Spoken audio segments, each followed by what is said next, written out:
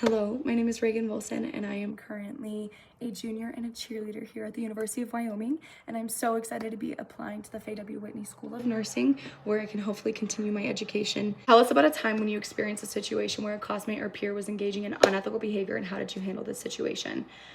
So, how I handled an unethical situation was over the summer when I was getting my clinical hours at a nursing home in Cheyenne. It was me and another girl who were both training together, and after everyone ate, we made sure everyone was taken care of and everything, and then we went back to the stand where all the other nurses and CNAs were doing their work, talking and everything, and they started talking about patient history, medical reports, and personal things about the patients.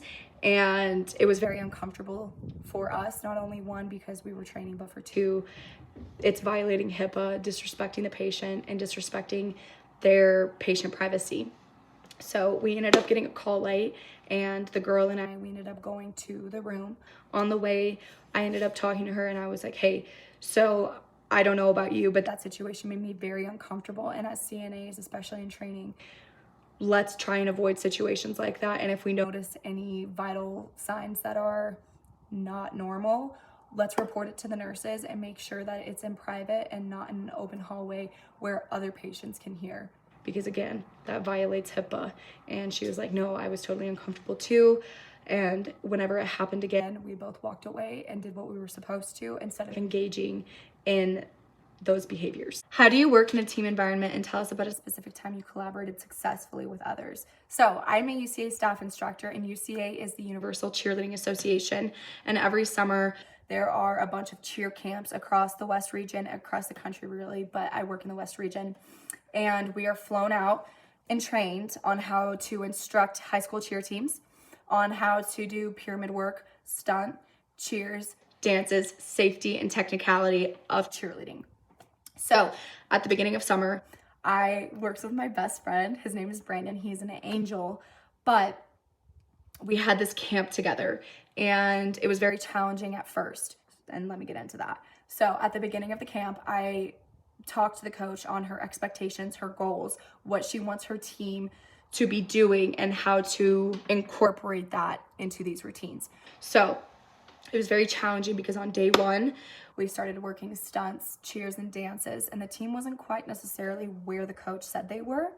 And so after day one, Brandon and I, we came up with a game plan. How are we gonna do this? How are we gonna execute this? What are our goals, and how are we going to achieve our goals? And so we set a plan. We set a game plan in order to incorporate it onto day two, in order to create two routines that day for them to perform on final day, which is day 3.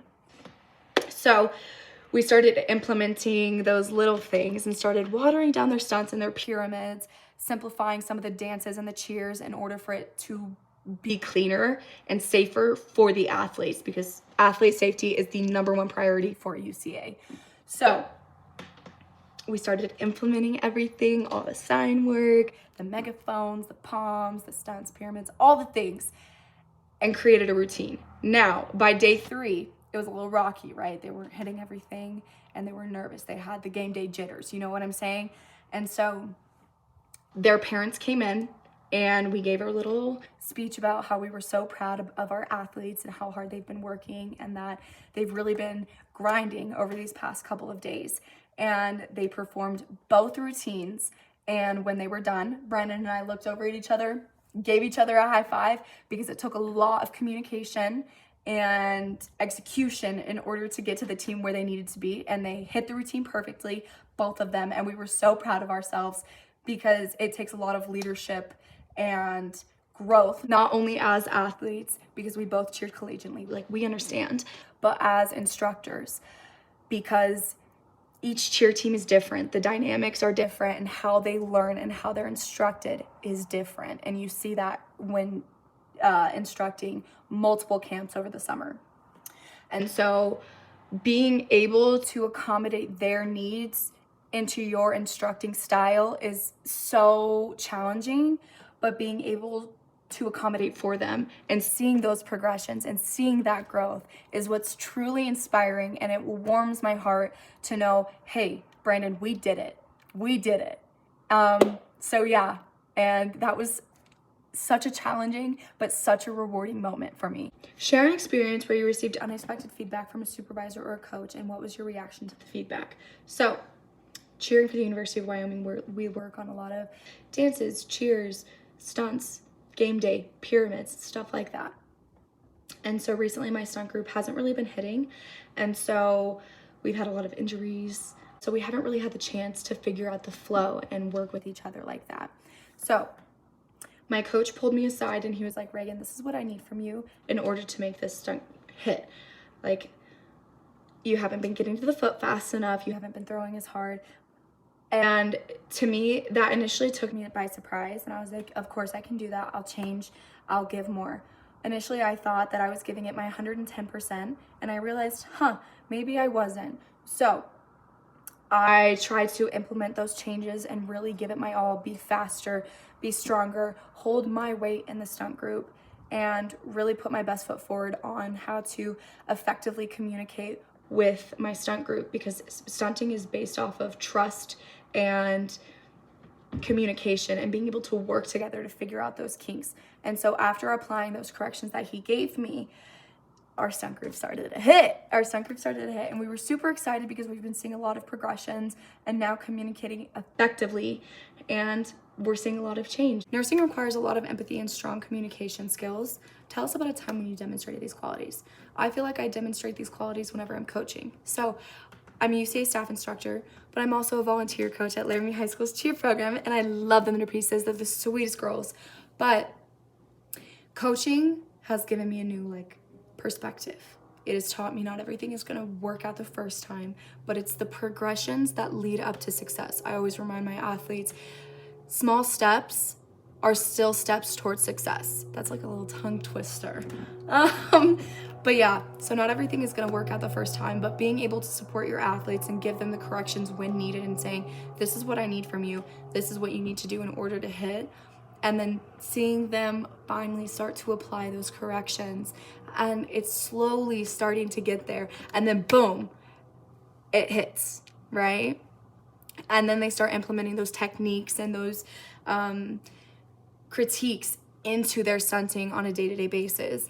That is what has truly helped me realize, being a coach is much more than a leader. It's about being a support system for your athletes and encouraging them not only to do the stunt or the skill better, but pushing them to be the very best that they can be.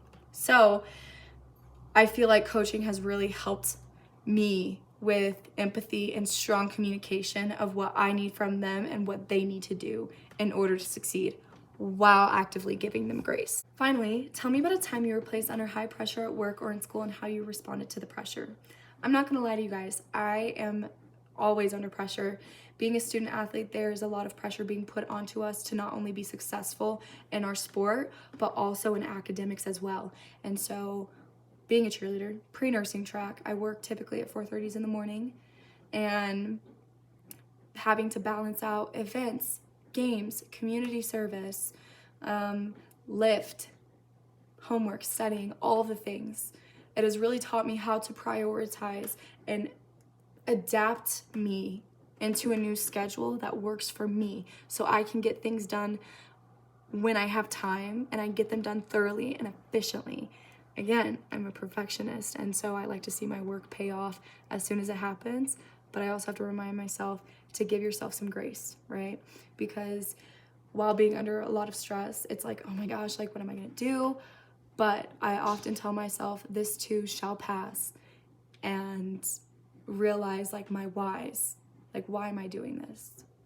And that is to be successful, to get into the nursing program, to be a good nurse, and that these hard times will be temporary, but the hard work is gonna pay off. To answer the question, I thrive under high stress. It has taught me how to prioritize what I need to get done, and it drives me to do my very best that I can in every situation that I endure, but also has taught me how to remain calm and emotionally balanced in situations of high stress.